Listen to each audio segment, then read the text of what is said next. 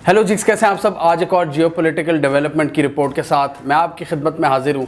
आज की इस वीडियो में हम बात करेंगे अज़रबैजान और आर्मेनिया के दरमियान कॉन्फ्लिक्ट के बारे में।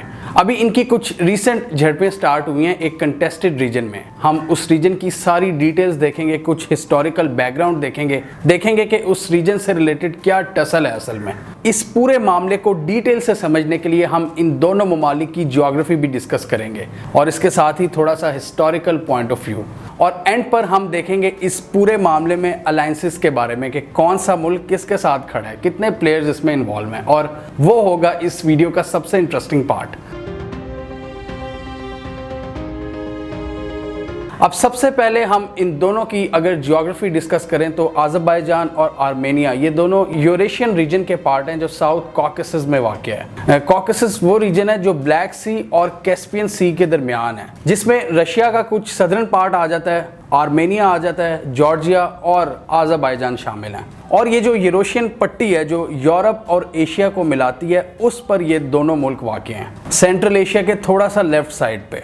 तो सबसे पहले अगर हम अज़रबैजान की बात करें तो ये कैस्पियन सी के किनारे पर मौजूद है। इनका जो शहर है बाकू, वो भी इसी समंदर के किनारे पर वाक़ है। और बाकू का आपको पता है आजकल बड़ी हॉट ट्रैवल डेस्टिनेशन बना हुआ है पाकिस्तान में। जिस अगले बंदे से पूछें वो कह रहा होता है कि यार मैं इस वीकेंड बाकू जा रहा हूँ। तो आजकल बड़ी एक हॉट टूरिस्ट डेस्टिनेशन बनी हुई है पाकिस्तानियों के लिए। एक तो ऑब्वियसली टर्की है और दूसरा ये बाकू। बाकू हर बंदा ही बाकू कर रहा होता है आजकल। अज़रबैजान के अगर हम साय ममालिक की बात करें तो इसके नॉर्थ में है रशिया, साउथ में है ईरान, मगरिब में है इसके आर्मेनिया जो इसका सबसे बड़ा दुश्मन है। और आगे जाकर हम डिस्कस करेंगे कि इस पूरे मामले में अज़रबैजान के साथ कौन कौन से जो कंट्रीज़ हैं वो इसके साथ खड़े हैं। अब आर्मेनिया की अगर बात करें तो ये है एक लैंड लॉक्ड कंट्री, यानी कि समंदर नहीं लगता इनको, और इसके दोनों अतराफ में मौजूद हैं इसके होस्टाइल नेबर्स जिससे इसकी बिल्कुल भी नहीं बनती। मशरिक में है इसके अज़रबैजान और मगरिब में है टर्की, यानी अपने दो दुश्मनों के दरमियान में ये घिरा हुआ है आर्मेनिया। अब अज़रबैजान और आर्मेनिया की अगर बात करें तो हिस्टोरिकली ये सोवियत यूनियन का पार्ट थे 1922 से लेकर 1991 तक, जब तक सोवियत यूनियन टूट नहीं गया। ये दोनों उसकी रियासतें थी। आप कह सकते हैं जैसे अमेरिका की कोई सी भी दो रियासतें हैं जैसे वर्जीनिया, अलाबामा, तो ये दोनों रियासतें ही शुरू से ही उसका पार्ट थी यूएसएसआर का। और उस दौरान भी इनकी थोड़ी बहुत टसल जारी थी, लेकिन उस वक्त ऑब्वियसली यूएसएसआर की जो सेंट्रल गवर्नमेंट थी वो मामलात को देख रही थी। अज़रबैजान एक मुस्लिम मेजॉरिटी कंट्री है जबकि आर्मेनिया एक क्रिश्चियन मेजॉरिटी कंट्री है, और ये क्रिश्चियनिटी का एक बहुत पुराना गढ़ है आर्मेनिया। अब हम बात करेंगे उस रीजन की जो है इन दोनों ममालिक के दरमियान टसल की असल वजह। नागोर्नो कराबाख ये रीजन है इन दोनों ममालिक के दरमियान मसले की जड़। इन दोनों ममालिक का आप कह सकते हैं मसला कश्मीर है ये रीजन। जब ये दोनों कंट्रीज़ इनको यूएसएसआर की जो सेंट्रल गवर्नमेंट थी वो कंट्रोल करती थी, उस वक्त उन्होंने इस रीजन को अज़रबैजान के कंट्रोल में दिया था। लेकिन उसमें एक मसला था। उसमें मसला ये था कि उस रीजन में जो मेजॉरिटी थी वो थी आर्मेनियंस की। लेकिन यहाँ पर एक पॉइंट समझने वाला है कि ये जो कंटेस्टेड रीजन है ये अज़रबैजान की जो टेरिटरी है उसके अंदर आता है, लेकिन आर्मेनियंस की यहाँ पर मेजॉरिटी है। अब हम सबको पता है कि 80s में जब सोवियत यूनियन अफगानिस्तान में आया तो उसके बाद उसको बड़ी बुरी शिकस्त हुई। पाकिस्तान, अमेरिका और सऊदी अरेबिया का जो अलायंस था उन्होंने मिलकर इसको तोड़ दिया, टुकड़े टुकड़े कर दिए। तो 1988 में जब सोवियत यूनियन वीक हो रहा था ना, तो ये जो रीजन था नागोर्नो कराबाख, यहाँ पर जो आर्मेनियन बाशिंदे थे इन्होंने एक मौका जाना। मतलब इन्होंने कहा कि इस वक्त ये यूएसएसआर तो वीक हो रहा है, तो क्यों ना इस मौके का फ़ायदा उठाया जाए और हम आर्मेनिया के साथ मिल जाए।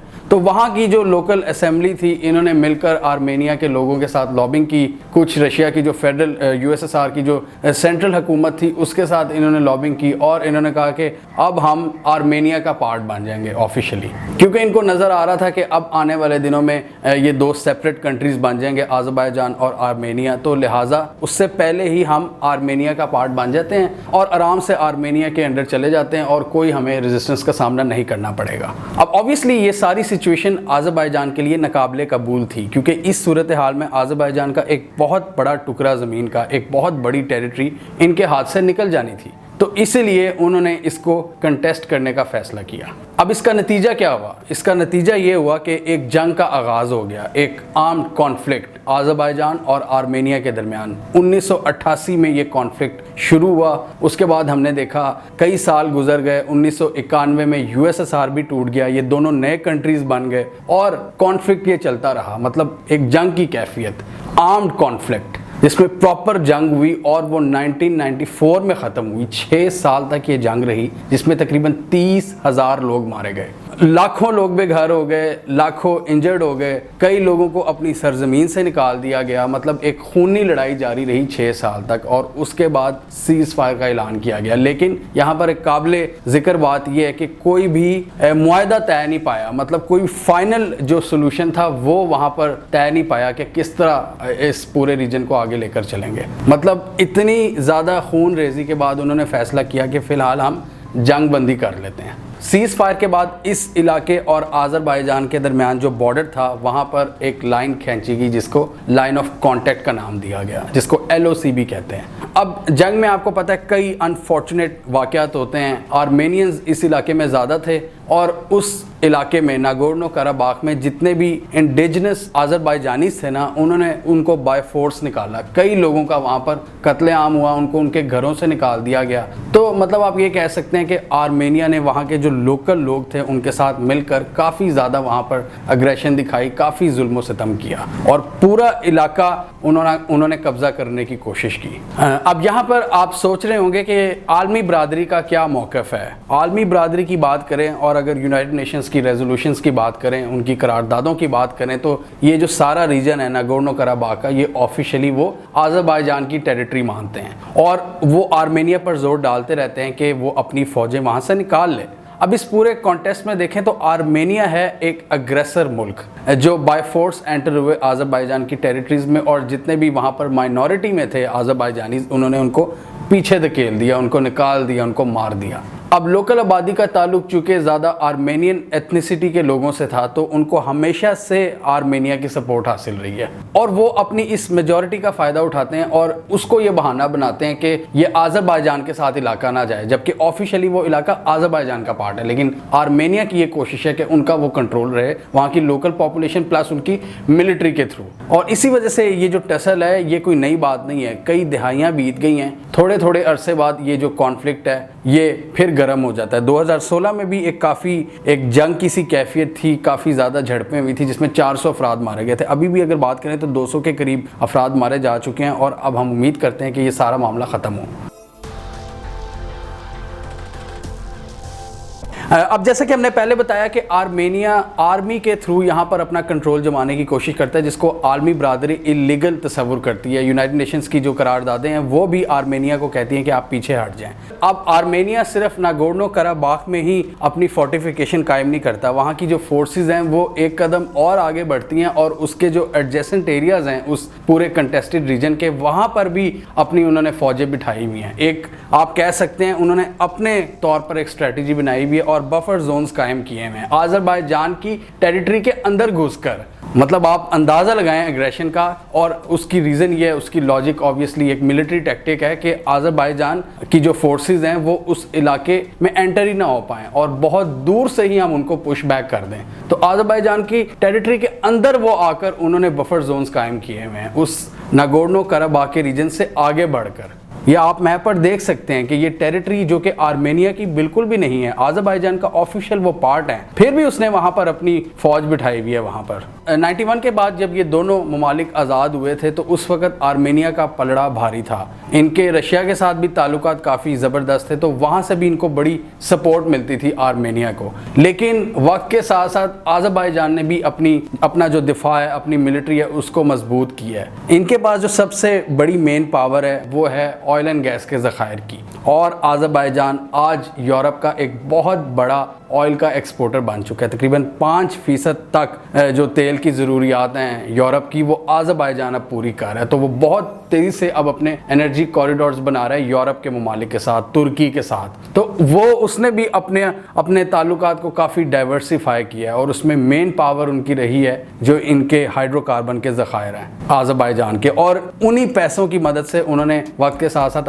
अपनी आर्मी को भी स्ट्रॉन्ग किया है। और पिछले कुछ सालों से देख रहे हैं कि अब आज़रबाईजान भी उस लेवल पर आ गया है कि अब आर्मेनियन फोर्सेस को वो पुश बैक करने का सोच सके, अपने इलाकों से उनको निकाल सके। इसीलिए इस बार हमने देखा कि दोनों अतराफ से काफ़ी ज़्यादा एग्रेशन दिखाई जा रही है और इस बार आज़रबाईजान भी बहुत ज़्यादा एग्रेसिव नज़र आ रहा है और उन्होंने काफ़ी ज़्यादा जो टेरिटरीज थी जो आर्मेनिया के कंट्रोल में थी वो वापस भी ली हैं इन्हीं कुछ दिनों में। अब यहाँ पर हम बात करेंगे अलायंसेस की कि कौन सा मुल्क किसके साथ खड़ा है। काफ़ी इंटरेस्टिंग सिचुएशन है यहाँ पर। सबसे अहम कंट्री की बात करें तो तुर्की है इस पूरे मामले में एक बहुत ही इंपॉर्टेंट कंट्री, आज़रबाईजान का एक ब्रदर मुल्क जो कि खुलकर आज़रबाईजान की सपोर्ट करता है। उर्दगान का बड़ा अग्रेसिव स्टेटमेंट आया है आर्मेनिया के ख़िलाफ़ और उन्होंने आर्मेनियन एग्रेशन को बड़ा ललकारा है और उन्होंने कहा कि हम हर तरह से आज़रबाईजान की सपोर्ट करेंगे, हम किसी भी स्टेप को लेने से गुरेज नहीं करेंगे अगर आपने हमारे आज़री ब्रदर्स को इस तरह डिस्टर्ब करने से बाज ना आए आप लोग। उर्दगान ने कंप्लीट सपोर्ट का ऐलान किया है, मतलब खुलकर वो सामने आए हैं। और दूसरी तरफ जो एक और बहुत बड़ा एक प्लेयर है, एक मेन प्लेयर है, वो है रशिया। अब रशिया के जो मेन ताल्लुकात हैं वो हैं आर्मेनिया से। ऑब्वियसली दोनों जो स्टेट्स हैं वो फॉर्मरली यूएसएसआर की मेंबर थी, उसकी स्टेट्स थी, तो आर्मेनिया से ज़्यादा उसके डिफेंस और मिलिट्री के ताल्लुकात वो ज़्यादा क्लोज हैं, जबकि आज़रबाईजान के साथ भी उसके इतने बुरे ताल्लुकात नहीं हैं, लेकिन ज़्यादा क्लोज उसके आर्मेनिया के साथ हैं। नेटो की तर्ज पर एक मिलिट्री अलायंस है जो कि रशिया ने बनाया हुआ है, कलेक्टिव सिक्योरिटी ट्रीटी ऑर्गेनाइजेशन, और उसमें रशिया, आर्मेनिया, काज़ाकिस्तान, किर्गिस्तान, ताजिकिस्तान और उज़्बेकिस्तान शामिल हैं। और इसके साथ ही रशिया की एक मिलिट्री बेस भी मौजूद है आर्मेनिया में। तो ज़्यादातर असलहा जो आर्मेनिया को वो रशिया ही प्रोवाइड करता है और इस पूरी जंग में रशिया ने काफ़ी ज़्यादा बैलेंस अप्रोच दिखाई है और जंग बंदी, ऑब्वियसली सीज़ फायर की तरफ उसने ज़ोर दिया कि जंग का ख़ात्मा किया जाए। मज़ीद कुछ इंटरेस्टिंग पार्टनर्स की बात करें तो पाकिस्तान भी ऑब्वियसली आज़रबाईजान के साथ खड़ा है। पाकिस्तान की शुरू से ही एक पोजीशन है, हमारा बड़ा एक अहम एक ब्रदर कंट्री है आज़रबाईजान, और हर मौके पर हमने आज़रबाईजान को सपोर्ट किया। जब 91 में ये नया कंट्री बना था तो टर्की के बाद दूसरे नंबर पर पाकिस्तान था जिसने आज़रबाईजान को तस्लीम किया था। और इस कंटेस्टेड रीजन पर ये जो इनके कॉन्फ्लिक्ट है आर्मेनिया के साथ, इसमें भी हमेशा पाकिस्तान ने आज़रबाईजान को सपोर्ट किया है। अब इंटरेस्टिंग बात यह है कि बदले में आज़रबाईजान ने भी हमेशा पाकिस्तान का साथ दिया है, मतलब हर मामले पर, चाहे वो यूनाइटेड नेशंस हो, चाहे वो कश्मीर का मामला हो, कश्मीर के मामले पर हमेशा आज़रबाईजान ने पाकिस्तान के स्टैंड को सपोर्ट किया है। आप कह सकते हैं कि चाइना और टर्की के बाद तीसरा अहम जो एक ब्रदर मुल्क है पाकिस्तान का वो है आज़रबाईजान, और इसी वजह से ये बाय डिफ़ॉल्ट है कि आज़रबाईजान कश्मीर के मामले पर पाकिस्तान का साथ देता है और इसी तरह आर्मेनिया फिर इंडिया का साथ देता है और बदले में इंडिया इनके दोनों के कॉन्फ्लिक्ट में आर्मेनिया का साथ देता है। लेकिन और इसके साथ ही पाकिस्तान एक स्टेप और आगे गया और पाकिस्तान ने आर्मेनिया को सिरे से कबूल ही नहीं किया, रिकग्नाइज ही नहीं किया, सॉरी। तो इजराइल और आर्मेनिया दो वो कंट्रीज़ हैं जहाँ पर पाकिस्तान का पासपोर्ट एप्लीकेबल नहीं है। पाकिस्तानी पासपोर्ट पर ना तो आप इजराइल जा सकते हैं ना ही आर्मेनिया जा सकते हैं। इतनी हमारी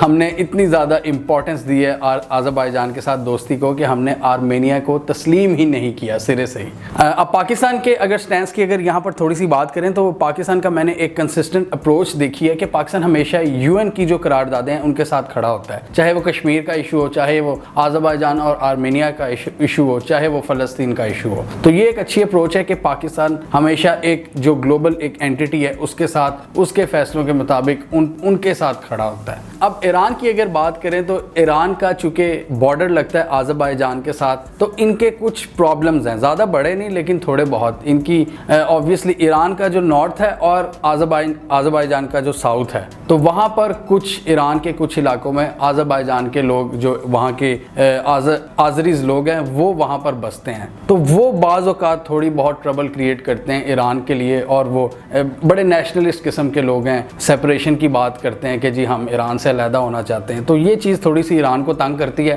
اور اسی وجہ سے آٹومیٹیکلی ایران کے جو تعلقات ہیں وہ تھوڑے سے آرمینیا کے ساتھ زیادہ اچھے ہیں. لیکن اوبویسلی اس کانفلکٹ میں ایران نے بڑی ایک بیلنس اپروچ دکھائی ہے اور دونوں کو کہا ہے کہ یار آپ جنگ بندی کریں, لڑائی کا کوئی فائدہ نہیں ہے, مطلب سیز فائر کی طرف اس نے زور دیا, جیسا کہ رشیا کا جو سٹینس ہے. اب ایک اور بہت ہی انٹرسٹنگ وجہ ہے کہ ایران یہاں پر زیادہ آرمینیا کے کلوز کیوں ہے. آذربائیجان جو کہ پاکستان کا بھی ایک بڑا زبردست دوست ہے, اس کی اسرائیل کے ساتھ بڑی اچھی پارٹنرشپ ہے, ڈیفنس پارٹنرشپ. تو کافی زیادہ ملٹری کوآپریشن, اسلحہ خریدنے کے اینگل سے آذربائیجان کے اسرائیل کے ساتھ بھی بڑے زبردست تعلقات ہیں. تو آپ کہہ سکتے ہیں کہ آذربائیجان کو پاکستان اور ترکی کے ساتھ ساتھ اسرائیل کی بھی حمایت حاصل ہے. لیکن اس کا یہ مطلب نہیں ہے کہ اسرائیل کے آرمینیا کے ساتھ کوئی بڑے ہی برے تعلقات ہیں. اسرائیل کے ان کے ساتھ بھی کچھ دفاعی معاملات ہیں, لیکن زیادہ جو کلوزنس ہے وہ ہے ان کی آذربائیجان کے ساتھ. تو یہ ہیں ساری الائنمنٹس جو اس پورے معاملے کو تھوڑا سا کمپلیکیٹڈ بنا دیتی ہیں. ایک طرف ہے آذربائیجان جس کی سپورٹ میں ہے پاکستان, ٹرکی اور اسرائیل. دوسری طرف ہے آرمینیا جس کے ساتھ رشیا, انڈیا اور ایران کھڑا ہے. جبکہ رشیا اور ایران کا جو اپروچ ہے وہ کافی بیلنسڈ ہے.